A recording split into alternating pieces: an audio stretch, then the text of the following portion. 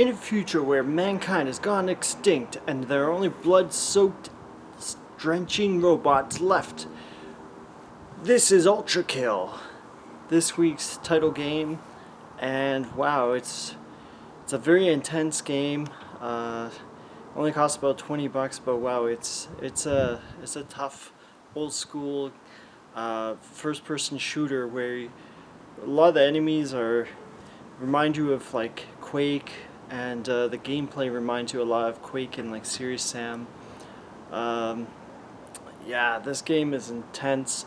There are a lot of weapons you can choose from in this game, but it's more the style of the game. You know, you're constantly like running around, sliding, jumping, avoiding like all sorts of like classic Doom scenarios where, you know, you have like Caco demon, like gory Caco demons firing missiles at you, and these like stone faces firing like these crazy fireballs at you as well. This is definitely not a game for kids. This is probably like one of the goriest games that I've seen in a long time. It's kind of surprising actually, and it's very intense. Like, I cannot overemphasize how intense this game is. But it's also, the thing is, for me, what makes it fun is the fact that it does get intense, and like if you can survive a level, it's very rewarding.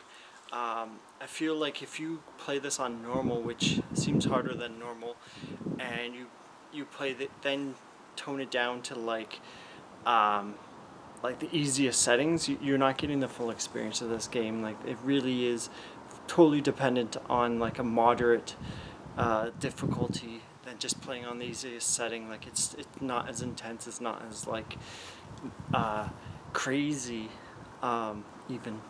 There's a ton of enemies, there's constant shootouts.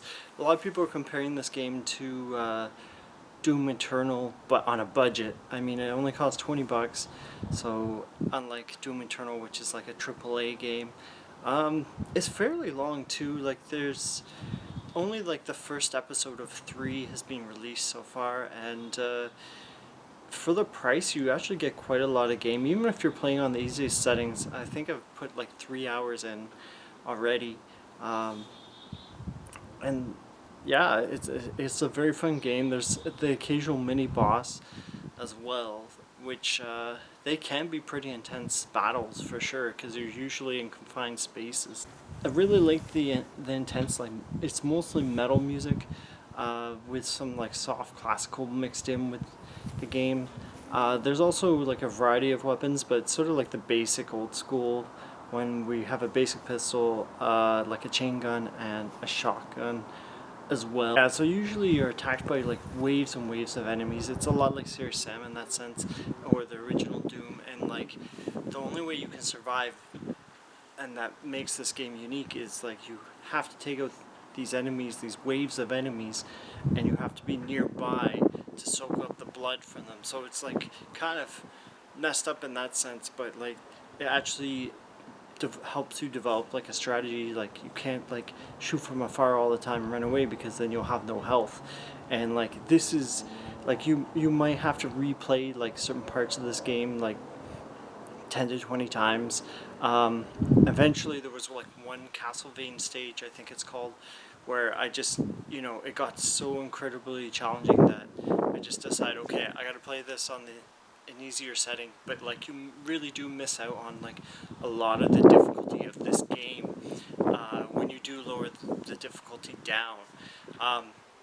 But so far, this is probably one of my favorite first-person shooters of the year. It's definitely not for kids, and yeah, you should definitely check it out. It's $20, so it's pretty affordable for maybe like 10 hours of gameplay. So yeah, check out Ultrakill. Keep on gaming.